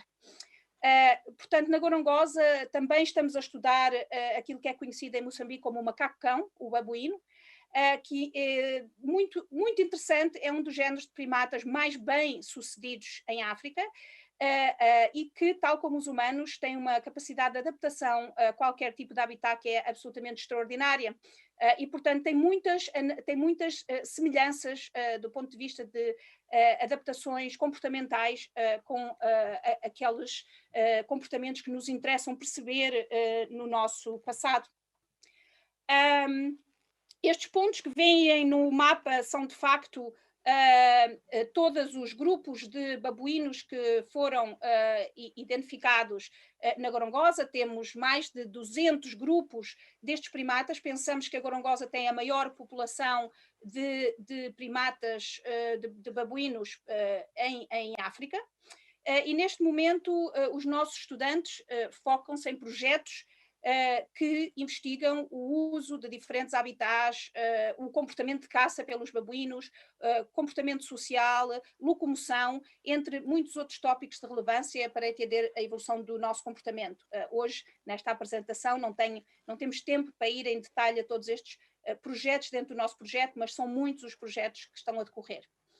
Este era um vídeo, mas infelizmente não funciona. E, finalmente, com respeito ao uso de inteligência artificial e de novas tecnologias, na Gorongosa estamos a implementar a tecnologia que estão a ver aqui. Foi criada em 2019, o nosso laboratório criou em 2019 para, e testou primeiramente com chimpanzés, portanto com vídeos que tínhamos de chimpanzés, e o que estão a ver aqui no fundo é o treino que nós fazemos ensinando ao computador quem são os indivíduos que aparecem nos vídeos, até chegar àquele ponto em que o computador, usando algo que se chama Deep Learning e Machine Learning, consegue reconhecer automaticamente quantos indivíduos aparecem num frame, quais são as identidades desses indivíduos e também se é macho ou fêmea. Portanto, esta tecnologia de ponta para recolher e analisar dados vai ser essencial e está a ser essencial para otimizar a recolha e o processamento de dados e como alguém também falou aqui sobre a ciência aberta e a reproducibilidade da ciência, tudo isso está associado a esta tentativa que nós estamos a tentar implementar de utilizar tecnologia de ponta para recolher dados, para processar mais rapidamente bases de dados que são enormes e que levam imenso tempo e recursos humanos a serem processadas, e neste momento, portanto, estamos a testar esta ferramenta com os babuínos da Gorongosa, esperando que isso nos vá permitir acelerar os estudos e também dar treino nesta área aos estudantes que connosco trabalham no terreno. Jacinto, passo para ti. Sim, professora. Boa tarde a todos, dando continuidade com a apresentação. Essa foto ilustra uma parte extremamente importante do projeto, que é a nossa escola do campo e o treino e educação em todas as áreas do projeto. A escola do campo abrange 20 estudantes, sendo 50% de nacionalidade moçambicana e outra parte 50% das outras nacionalidades. Os alunos são integrados na nossa campanha de campo e participam ativamente em todas as atividades e são acompanhados passo a passo pelos investigadores sêniores do projeto. Sim. Ok, perfeito. Até agora, o projeto orientou 20 estudantes de licenciatura, neste caso de Moçambique. 25 estudantes de Oxford já participaram da nossa campanha de campo e esta foto ilustra uma das sessões de campo das investigações, das exposições que fazemos lá no Parque Nacional da Gorongosa. O próprio projeto tem colaborações com cerca de 15 instituições de todo o mundo e falando especificamente de Moçambique, temos a nossa primeira estudante, a Aracina Farassi, que está a ser orientado pelo projeto e está a fazer o mestrado em primatologia na Espanha. A outra estudante que nós temos, sendo a primeira estudante a se beneficiar de um treinamento numa escola no Lago Turkana, no Quênia, isso em 2019, é a Clara Mendes, e eu também faço parte dessa time, o Parque Nacional da Gorongosa, projeto Paleoprimatas, e tive o privilégio de fazer o meu mestrado na Universidade de Coimbra, em Antropologia Forense, e agora iniciei o meu doutoramento cá na Universidade de Oxford, e o meu projeto de investigação é sobre os ossos dos vertebrados e a ecologia da parte do sul do Vale do Rift e as suas implicações no nosso entendimento, ou nossa compreensão, melhor dizendo, sobre a evolução humana. O projeto é de uma longa duração e espera contribuir para a emergência de turismo vocacionado para a evolução humana e para a criação de oportunidades de trabalho ligados ao turismo e com trabalho museológico e que esperamos fazer nos próximos anos. Neste ano não conseguimos ir ao Gorongosa devido à pandemia, mas no próximo ano, 2021, esperamos estar lá e explorar a nossa Gorongosa. Fim a apresentação, temos de agradecer de forma imensa aos cientistas da Gorongosa, aos colegas também, aos fiscais, aos membros do governo de Moçambique, a todos os estudantes e as instituições que, de forma direta ou indireta, apoiaram o nosso projeto e que tornaram ele uma realidade. Pela vossa atenção, muito obrigado. Muito obrigado. Obrigado nós. E terminamos já um bocadinho fora da hora prevista, mas gostaríamos muito de ouvir o professor Filomeno Fortes, do Instituto de Higiene e Medicina Tropical, diretor do Instituto, médico angolano e professor da Universidade de Agostinho Neto e da Universidade Nova de Lisboa, sobre uma iniciativa que foi desenvolvida no âmbito do CiênciaLP, em colaboração com uma série de intervenientes, nomeadamente o CIBIU da Universidade do Porto, a EFCT e a Universidade Nova de Lisboa, no apoio à capacitação laboratorial do Lubango no âmbito da Covid-19, e terminamos a nossa viagem em Angola, praticamente onde começámos. Um bom exemplo de aplicação científica no terreno. Professor Filomeno, o palco é seu. Muito obrigado. Muito obrigado, professor Miguel. Boa tarde a todos. Para nós é igualmente um prazer e queria cumprimentar os coordenadores deste encontro de ciência. Sabemos que não é fácil e sabemos que a professora Helena Canhão tem andado debaixo de uma grande pressão com outras atividades. Eu queria cumprimentar o Sr. Ministro Heitor, queria cumprimentar também a Sra. Ministra Rosário Sambo, que também tem uma grande responsabilidade nesta apresentação rápida que eu vou fazer, e queria cumprimentar o nosso amigo professor Rendas, que foi um dos inspiradores também de toda esta dinâmica da Task Force Covid no âmbito da ciência LP. Portanto, eu vou falar sobre o apoio à capacitação laboratorial do Lubango em Angola no âmbito da Covid-19 e, naturalmente, começar por identificar a missão do Instituto de Higiene e Medicina Tropical da Universidade Nova de Lisboa. Como veem, nós temos uma missão ligada às áreas das ciências biomédicas, da medicina tropical e à saúde global. É uma instituição secular, com tradições muito fortes no ramo do desenvolvimento destas atividades. Então, nós temos um alinhamento estratégico no Instituto de Higiene e Medicina Tropical, com investigação, com ensino e com intervenção, e, como já dissemos, ligados a estas três componentes. Tivemos o privilégio, em 2019, de assinar o protocolo de cooperação do Ciência LP no Instituto de Higiene e Medicina Tropical, com o seu ministro Heitor, e tivemos também a felicidade, na altura, de ter a senhora ministra também da Ciência e Tecnologia de Angola, a professora Rosário Sambo. A missão já foi, por demais, aqui demonstrada, e a Susana conseguiu realmente juntar aqui uma linha temática que mostra qual é a visão, neste momento, para o Ciência LP. Então, constituímos uma task force para o apoio ao Lubango, não só ao Lubango em Angola, mas também para Moçambique e para outros países de expressão portuguesa. Neste caso específico, nós queríamos criar capacidade de diagnóstico para a Covid numa província em Angola. Escolhemos a província da Huila para o efeito. Esta província é a segunda mais populosa do país, é uma província com características muito especiais, em termos, inclusive, de faixas etárias. É a província que tem mais idosos em Angola.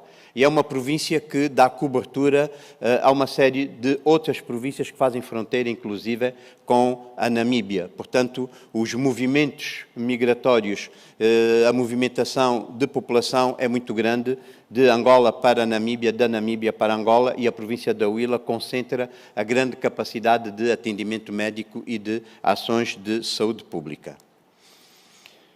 Foram envolvidas muitas entidades, podem ver, o Ministério dos Negócios Estrangeiros de Portugal, o Instituto Camões, o Ministério da Ciência e do Ensino Superior de Portugal, a Embaixada de Angola em Portugal. Envolvemos o Centro de Investigação em Biodiversidade do Porto, o Ministério da Ciência, Tecnologia e Inovação de Angola, o Ministério da Saúde de Angola, o Governo da província da Huila, onde está situada a cidade do Lubango.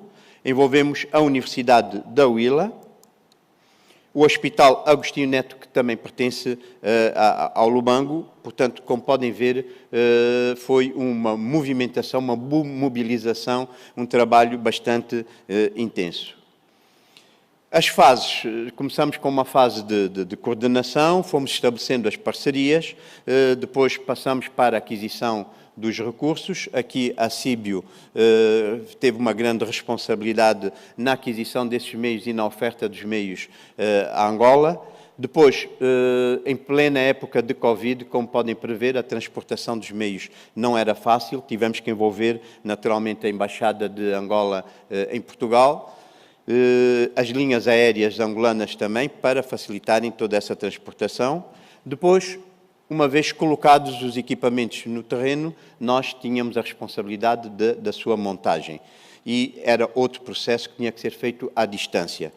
A formação, selecionamos alguns angolanos com experiência já em biologia molecular e criamos condições para que se fossem capacitados no manuseamento desses equipamentos. E a última fase, naturalmente, seria a acreditação desse laboratório e toda esta dinâmica foi feita com muita celeridade. Este é o equipamento que nós compramos, portanto, a Síbio, a quem nós agradecemos imenso a colaboração, teve a grande responsabilidade da aquisição de equipamento de última geração para podermos fazer o diagnóstico da Covid em RT-PCR. Aqui temos a fase da entrega do equipamento do laboratório à Embaixada de Angola para fazer chegar todo este material ao país. E depois organizamos uma formação online que neste momento é exemplar e que nós pensamos que temos condição de expandir para outros países da língua oficial portuguesa que tenham necessidade e neste momento já estamos efetivamente a preparar a replicação desta formação que foi feita no Hospital do Lubango com o equipamento que foi adquirido e foi distribuído. Constituímos uma equipa multidisciplinar com virologistas, com especialistas em biossegurança, com especialistas em saúde pública. A sessão demorou alguns dias. Aqui temos o exemplo de 2 sessões, desde a colheita com a zaragatoa até toda a dinâmica de extração do RNA e depois da sua replicação e da sua identificação. E finalmente, conseguimos a acreditação deste laboratório. Neste momento, em Angola, há 7 laboratórios apenas acreditados. O laboratório que foi montado na província da Huila, na cidade do Lubango, com toda esta dinâmica, é um dos laboratórios que está acreditado, com um grande esforço, naturalmente, de muitas pessoas, de muitas equipas, muitas instituições. Portanto, nós achamos que com uma boa visão estratégica, com uma boa vontade política, com uma boa mobilização de recursos e com um grande trabalho de equipa, é efetivamente possível concretizarmos este apoio no nosso Centro Ciência LP. Muito obrigado pela vossa atenção. Obrigado, professor Filomeno Fortes. E peço autorização aos nossos comissários, se ainda temos tempo para uma pequena intervenção da audiência, ou se, diz-me um dos comissários, que já excedemos completamente o tempo, e resta-me apenas agradecer a todos os que estiveram connosco nesta sessão, presencialmente, ao público, que em condições de segurança aqui esteve connosco esta parte da manhã e princípio da tarde, ao público que esteve online, aos nossos palestrantes, toda a dinâmica que aqui demonstraram e que eu espero que consigam manter, apesar das dificuldades que estamos a viver e que rapidamente consigamos superar essas dificuldades e voltar à normalidade, porque muitos destes projetos têm que ser concluídos e continuados em prol da ciência e da inovação em Portugal, Europa e África. E terminando, agradecer a todos uma vez mais e informando que o almoço em takeaway está disponível no pavilhão 4, aqui do Centro de Exposições da Junqueira, e um caloroso e académico e científico abraço de amizade a todos os que nos acompanharam durante esta sessão. Muito obrigado a todos. Muito obrigado. Nós estamos com algum atraso, mas vamos tentar recuperar. Agora, no início da tarde, nós temos que começar a sessão às horas previstas. A primeira sessão começa, na realidade, neste auditório, às 2 da tarde. Como temos participantes que estão connosco online, não temos a possibilidade de tentar atrasar os trabalhos e, portanto, às 14 horas, neste auditório, vamos recomeçar a nova sessão. Muito obrigado.